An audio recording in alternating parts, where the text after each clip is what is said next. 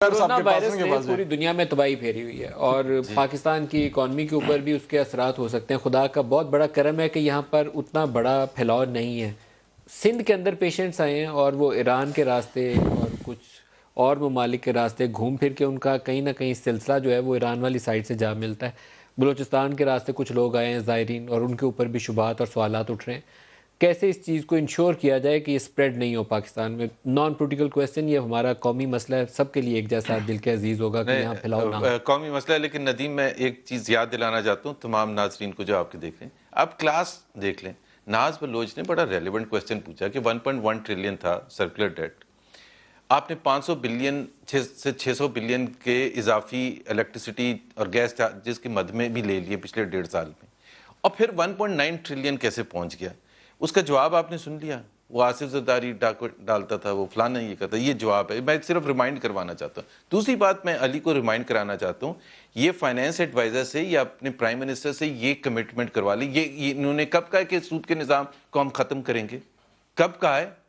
یہ علی اپنی طرف سے سٹیٹمنٹ دے رہے ہیں. یہ فائنینس منسٹر بن گئے، یہ پرائم منسٹر بن گئے کہ سود کے نظام. صرف ایک چیز نے تیزی سے، جتنی تیزی سے ترقی کی ہے ریاست مدینہ میں، وہ سود ہی ہے. ڈبل کر دیا اٹھا کے. 6.25% تھا، 13.25%. صرف ایک چیز نے زبردست ترقی کی ہے، وہ سود نے کی ہے ریاست مدینہ میں. علی، یہ میں آپ کو یاد دلا دوں، پاکستان کی تاریخ میں ایسا کوئی وقت نہیں تھا کہ ایک سال میں ڈبل کر دیا تھا سود. اور اسی کو اٹریکٹ کرنے کے لیے، آپ گوروں کو اٹریکٹ کرنے کے لیے آپ نے سود کو، جو آپ ریاست مدینہ ہے نا، اس کو اٹریکٹ کرنے کے لیے گوروں کو.